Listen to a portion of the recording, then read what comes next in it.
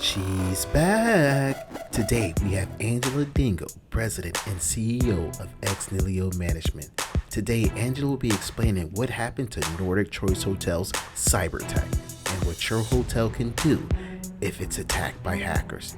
All this and more on this episode of the Hotel Insider. This episode was brought to you by co-host. It's funny how this little envelope can turn into this and go from this to this. I don't know about you, but I don't got no time to be looking through all these boxes to find one little receipt, which is why I switched to co-host. With co-host, I get the ID, the registration card, and everything I need to respond to a chargeback in seconds instead of hours, saving me thousands of dollars in labor. Give your hotel the power of co-host.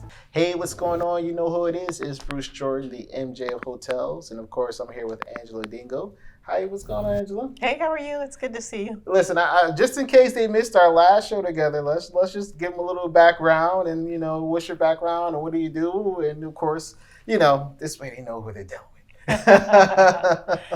Sure. I am the CEO of Ex Nihilo Management. We're a management and technology consultancy based in Washington, D.C., and our sweet spot is in cybersecurity. So we help organizations to protect themselves against cyber attacks. And the last time we were together, we were talking about cyber attacks. And it's a hell of a coincidence that another cyber attack happened. This time it was overseas with a company called Nordic Choice Hotels. When I was reading about reading the article and I was seeing everything that was going on, I was like, this one is much worse than the last one, because in this one they were actually able to knock out their door locks and everything, and that's very, very difficult to do inside of a hotel. Like, what actually had to happen? What did the hackers have to do to make that happen? Yeah, so the major difference between the two that we've talked about was the type of ransomware that they used, right? Mm-hmm. This ransomware, that's their signature. Once they gain access to your systems, they essentially turn off your protections. So ultimately, you don't want them in the door in the first place, because they turn off your, they elevate their privileges, and then they turn off your antivirus. They turn off the protections that you have to safeguard the system, and then they're able to move around relatively freely in the systems that they have access to. I'm not sure what type of locks that they had, but usually they tell us to run two servers, like one just for the locks and one for our PMS system, so to keep them separate. So how were they able to just get into both servers? Was it because of the main connection, or? So I don't know, whether it was one connection over the other. Mm-hmm. One of the reasons that the impact was so difficult is they essentially had to shut down everything. Yeah. They just went to manual mode because they didn't know what the hackers were doing, right? Mm-hmm. And so they ended up just switching off all of their systems and went to pen and paper and walk-in folks to their room to get them checked in, and using their crisis plan as if it had been some other form of emergency. And it's great that they had that, because mm-hmm. otherwise I just think they would have been dead in the water. Absolutely. Now I have to give my I have nothing but the utmost respect for the VP of tech over there, because that is a heck of a headache to have to deal with, and then to survive it, because most hotel companies that I know, especially the smaller ones, it would have been over for them.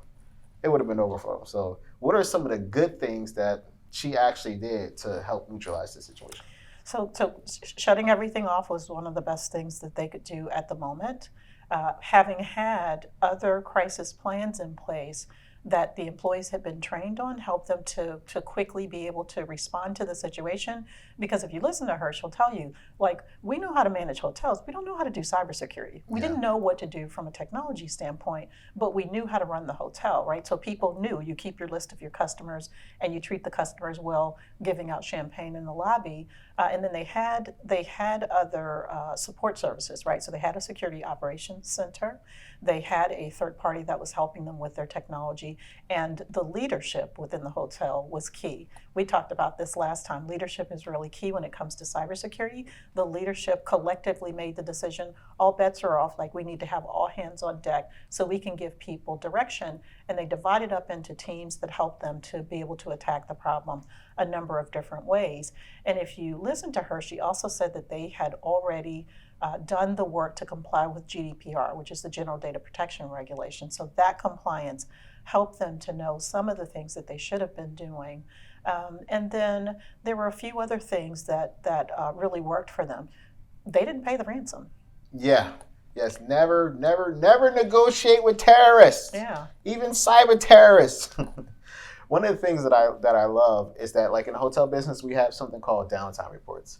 And we have to print them like every shift. And a lot of hotels been getting away from printing those reports because they just want to save on a paper. They're like, oh, we don't need that. We have our systems. Everything is going to work perfectly until it doesn't. Until it doesn't. So, like, in that situation, with the downtime reports, they have all the guest names and information, what rooms they're in. What do you recommend hotels do now? Do you think they should double down on the downtime reports, or they should just do it every shift like they usually do, or what do you recommend? Yeah, so there's a couple of things to think about, and I've mentioned their crisis reports more than one time. Any of the processes that you implement, whether it's for cybersecurity or whether it's for good hotel management, customer management, whatever it is, you need to be testing those. And so they had tested and been very familiar with getting those reports and being able to use the reports. So whatever the cadence is that they were using to print the reports is something that was effective to them. And it really is determined based on the turnover of your hotel. You know what your customer base looks like and how frequently that's going to turn over. I know we were talking about a city that I'm visiting soon, and Thursday, Friday, Saturday is a big turnover for them, right? So you definitely want to be paying attention and having access to those during that time period. And I think it's just going to be unique to each of the individual hotels what you do, but you certainly want to have that data available. In particular, if you've got a large group that's coming in, you've got a convention, you're hosting a wedding or some special thing like that, you want to make sure that you have backups of that. And then you got to test the process. Yes. Right? Any of this stuff that you're doing, you've got to make sure that you test it, because those plans all look good, all the technology looks good until it doesn't. Now listen, test the process. I gotta tip my hat to Nordic Hotels, the Nordic Choice Hotels, to let them know, hey, they did the right thing by keeping those reports instead of going with the other hotels. So they said, nah, we don't need those. Now, testing the process, how often do you recommend that they should actually do that at most hotels? Yeah, you should probably be doing that pretty frequently. So best practices, the best practice will say do it once a year. I actually would do it more often than once a year, in particular if you have any technology changes. So if you can recall, she was saying that they were in the process, they had a plan in place to move from their Microsoft Windows servers to these Google Chrome devices. And so during that process, you certainly want to be testing before and after. And then as soon as you get into that new technology, you want to be testing to make sure all the things that you thought were working are actually still working under that environment. So we encourage our customers to test on a quarterly basis. And you don't necessarily have to shut down all the systems. You can do what's called a table talk exercise. So you just create this scenario. Because again, one of the things that she said was, you're supposed to be able to communicate with your staff, but all of our comms were down. Well, we didn't think about that when we wrote the crisis plan, right? The crisis plan said, here's all the people that you're supposed to call. Well, if I can't call them, then how do I execute? And by going through those tabletop exercises, you think through that in advance and say, okay, in this particular scenario, none of that is available to us. So how do we respond now? And you come up with different alternative mitigations for that. Beautiful, beautiful. Listen, very, very, very good job. Very good job. You guys are doing the right thing.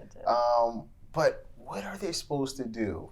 And I actually seen this scenario because you don't know how deep they're into the system, and I guess until you do the forensics and stuff. So what should they do before and after the forensics is done? Yeah, so in the same way I talked about testing processes, you should actually be monitoring and testing your system. So they said they had a security operations center, so those folks would have been monitoring, normal activities on their systems. But you need to test also, because cyber criminals every single day are trying to get access to my systems and your systems and every hotel system that they can get their hands on, because it's easy to make money. Had they paid the $5 million in ransom, the cyber criminals would have just bounced to the next hotel to get more money. So you should be testing your systems on a frequent basis as well. Again, best practices once a quarter. It depends on the nature of the business and whether or not if you've had any type of incident like they have, they should be testing more frequently until they get a baseline that essentially gives them the assurance that they have uncovered all of the potential mitigations that existed there. Yeah, I mean, I remember when I got hacked. They wanted like $100,000. I'm like, you're gonna take all of my childhood photos off the server? Like, there's nothing on there. So there's no way you're gonna get anything. But I just can't believe that these crazy people are out there and they really think they're gonna get paid, and then they do all of this for nothing. But they do get paid, right? Okay. So they release their employees' data to the dark web, and they Mhm. get paid for that, right? People will buy that data from them. And in this instance, Nordic Choice didn't pay them, but other people pay. I mean, we talked the last time about the two major breaches that happened last year with the Colonial Pipeline and with the beef distributor. Mhm. They got paid a whole lot of money. So for anyone who is facing a ransomware attack or a cyber incident, CISA, which is the cybersecurity agency here in the United States, and the FBI, they really recommend that you don't pay the ransomware, because what it does is incentivize the hackers to continue to do it, right? They see it as a profitable way of doing things. They learn every time that they're able to get away with a Mhm. successful hack, and they just create more and more sophisticated ways of doing that. So the recommendation is that you not pay the ransom.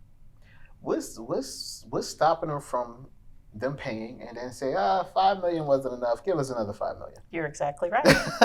That's exactly what can happen, especially if your systems are not secure. So most businesses are a lot more confident that their systems are more secure than they really are. Mhm. And the technical team is very confident in their work. The reality, though, is that the hackers spend all day trying to figure out how to infiltrate your systems, where your technology team is spending all day doing other things, like doing their job and supporting end users, right?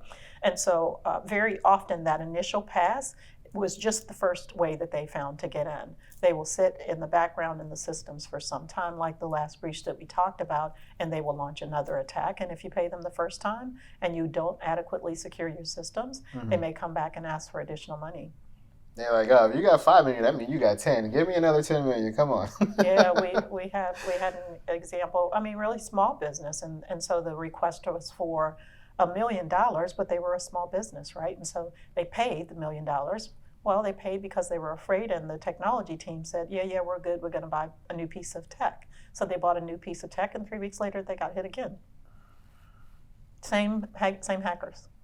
Now, as far as the PR side of it, do you think they did the right thing about going public, notifying everybody this is what's happened? We have it under control. They did a good job keeping it under control. Like, what is the next step afterwards? Yeah, she did a great job with that. What happens most often is most companies, so the threat is not just that we'll take money from you. If you can think about it, they threatened to release all of their employees' data. So they released about 10% of it the first day. Oh, wow. And Nordic Choice still did not pay the ransom, right? So then they released another 10, 20% of the employee data the next day, right? And she and her team were pretty adamant that they weren't going to pay the ransom, and so by sharing that information with everyone, she essentially took away the incentive for them to say, well, we're going to ruin your reputation. You can't ruin it because we already told people what's going on, and we're telling them how we're handling it, and we're telling them that we're not going to pay the ransom. So she did a great job with that. I watched an interview with her where she just talked about what it was like to make those decisions and how her team responded and what resources they used at their disposal, and it was the right thing. I have had conversations with companies who have experienced a ransomware attack, and folks just don't want to tell, right? They are concerned about their reputation. They might be concerned about the employees.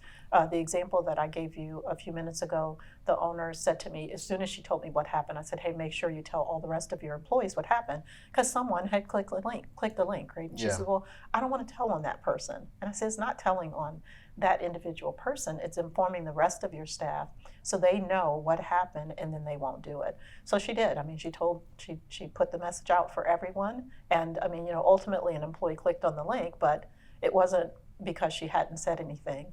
And she did the right thing even with respect to GDPR, because there's some pretty hefty fines that come along with that regulation. So the sooner that you can inform them and get some forensics folks helping you, the better off that you are.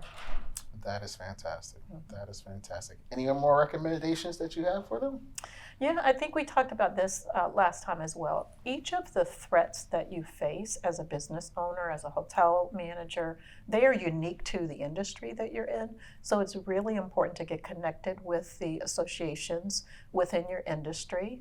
In particular, if they have a cybersecurity arm or an insurance arm or protection arm that is providing recommendations and resources that because they might be seeing what's happening in the industry as a whole.